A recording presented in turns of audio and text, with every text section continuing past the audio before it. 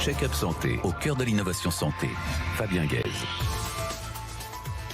Bonjour à tous, ravi de vous retrouver sur BFM Business dans Check-up Santé. Aujourd'hui, 3 invités différents, mais pas tant que ça, puisqu'ils œuvrent tous à une meilleure santé. Alix Bornon, qui est présidente fondatrice des Belles Envies, qui propose des pâtisseries à très faible index glycémique pour diabétiques, mais pas seulement. Abdelali El Badawi, véritable héros des temps modernes, fondateur de Banlieue Santé, magnifique association qui rend la santé accessible aux défavorisés en banlieue et zones rurales. Enfin, le docteur François Pellen qui vient de sortir aux éditions du Cherche Midi le livre Crise sanitaire, pourquoi il faut presque tout changer. J'aurais tendance à être plutôt d'accord avec lui. Check-up Santé, l'émission à l'index glycémique le plus bas du PAF, c'est parti. On va finir avec François Pellen qui veut tout ou presque tout changer de notre système de soins. BFM Business, Check-up Santé, au cœur de l'innovation santé. François Pellen, bonjour. Bonjour. Alors, on se connaît depuis plusieurs années. Vous connaissez très bien le monde de la santé puisque vous êtes médecin, ophtalmo. Vous avez travaillé très longtemps dans l'industrie pharma. Vous avez même été vice-président de laboratoire Pfizer. Vous êtes un entrepreneur abouti avec Point Vision. Point Vision, vous en parlerez en fin d'interview. Et vous sortez un bouquin, Crise sanitaire, pourquoi il faut presque tout changer, aux éditions du Cherche Midi. Rassurez-vous, je suis d'accord avec les 90% de ce que vous avez dit. Alors c'est vrai que j'ai beaucoup aimé ce bouquin, il est court, il est bien écrit, il est facile à lire et il met vraiment à plat le système de soins pour en tirer des solutions si évidentes qu'on se demande pourquoi on n'y a pas pensé avant.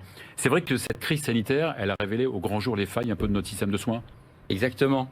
Et alors, sur l'hôpital, elle a révélé le fait que, alors que les médecins étaient tout puissants avant, depuis 20-30 ans, les administratifs ont pris beaucoup de pouvoir et je pense que là, on s'aperçoit qu'il faut qu'il y ait un équilibre entre les deux pour que on manque pas des choses élémentaires comme des l'hydréa et même des gants, des masques. C'est fou qu'on n'ait pas anticipé avec cette crise, on n'ait pas anticipé cette augmentation de l'hydréa. Je pense qu'on n'a pas écouté suffisamment les médecins. Et là, il faut trouver le bon équilibre. Tout ce qu'on fait en ce moment, c'est uniquement parce qu'on manque de lits de réa. C'est quand même, entre autres, c'est quand même fou, quoi. Oui. Pourtant, l'État a donné beaucoup d'argent, peut-être mal ou pas encore. En tout cas, on a un système hospitalier que je ne critiquerai pas parce qu'il est quand même performant tout au long des années. Il y a un problème social qui a été traité par le Ségur de la santé, mais on voit bien qu'il y a d'autres choses, qu'il y a des problèmes d'organisation. Vous dites que c'est un système trop pyramidal. Alors oui, le système précédent, celui qui a débuté au 19e siècle et jusqu'à fin des années 1900. Oui, fin du 20e siècle. Oui, c'est un système très pyramidal où il y avait le grand patron, un système féodal, staff, etc. Puis grand patron il y avait le droit de le vie de mort patient sur tout ce qu'il y avait autour. Connaissait de la médecine que ce qui avait marqué dans le Larousse médical. Et puis avec l'avènement d'Internet, ça a beaucoup changé. Le patient a voulu prendre sa place, avec raison, et puis il se renseigne, il se documente, que ce soit sur sa pathologie, ses signes, ou sur son médecin. Et les médecins, ils ont été un peu déstabilisés par cette étape. Et là, ce que révèle la crise actuelle, c'est que en médecine de ville, pour la deuxième fois, la médecine de ville n'est pas impliquée dans le management de façon massive. Alors qu'elle a été dans d'autres pays, comme l'Allemagne par exemple. Oui. Et que ce soit sur le H1N1 il y a 5 ans, ou que ce soit aujourd'hui avec le coronavirus, dans les deux cas, finalement, la médecine de ville a joué un rôle. Elle a joué un rôle, mais pas énorme. Et je me suis posé la question de savoir pourquoi. La raison principale, c'est que l'État, quand il a 15 jours pour mettre en place un plan, on le voit encore avec l'interview de M. Macron cette semaine, il faut qu'il ait des interlocuteurs.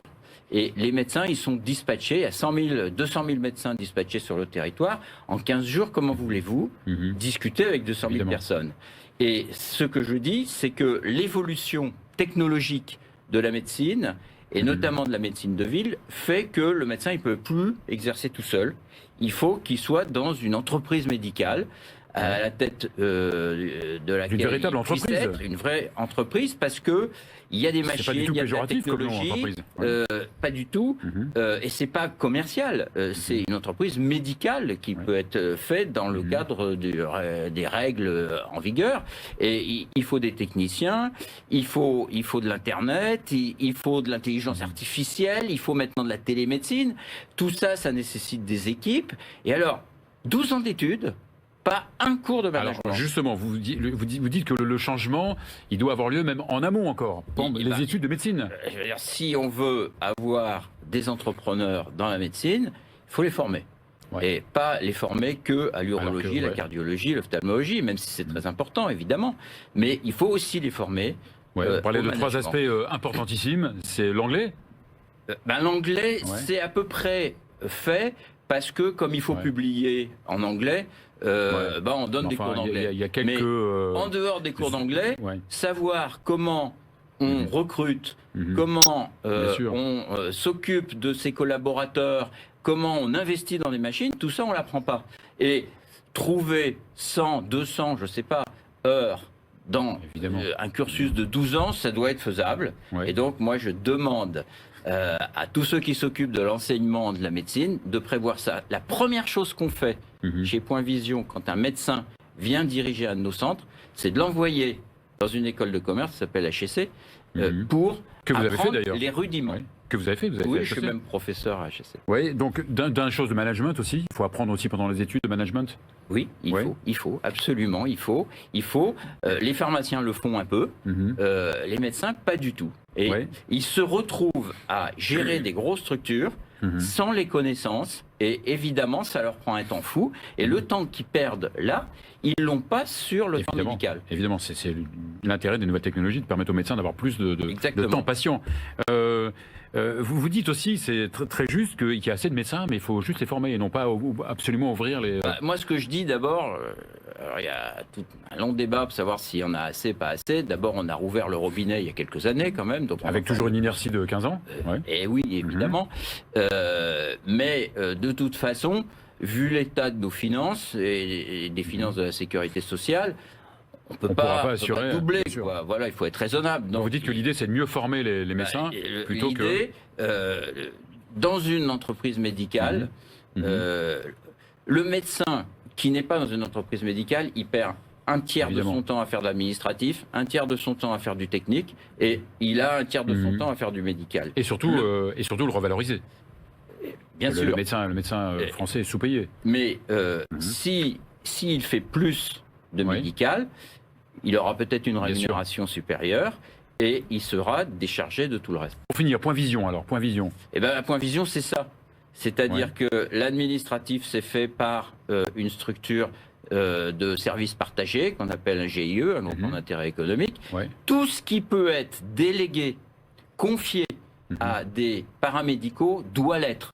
Un médecin ne doit pas faire ni de la carte bleue, ni des radios. Mais Point Vision, ce sont des centres d'ophtalmologie. C'est des centres d'ophtalmologie, c'est de la médecine libérale, ce sont des sociétés d'exercice libéral. À la tête de ces sociétés, ce sont des médecins. Et donc, ces médecins gèrent une équipe au profit des patients et déléguant les tâches qui ne sont pas purement médicales, ils ont plus de temps médical, et s'ils ont plus de temps médical, ils voient plus de patients, et s'ils voient plus de patients, il y a moins d'attente. Et c'est une success story, puisque vous êtes passé de 1 à combien de centres? On est passé aujourd'hui à 40 centres, 900 personnes, avec 80 millions qui travaillent. 80 millions d'euros de chiffre d'affaires. Oui, mais bon, le plus important, c'est quand même les hommes. Et une notion aussi qui est vraiment fondamentale chez nous, 5 secondes. C'est que même si c'est une entreprise médicale, c'est le patient qui doit être au cœur du système. Merci, docteur François Pellen. On se retrouve la semaine prochaine. En attendant, on va évidemment dévorer les gâteaux d'Alix Pornon. À la semaine prochaine.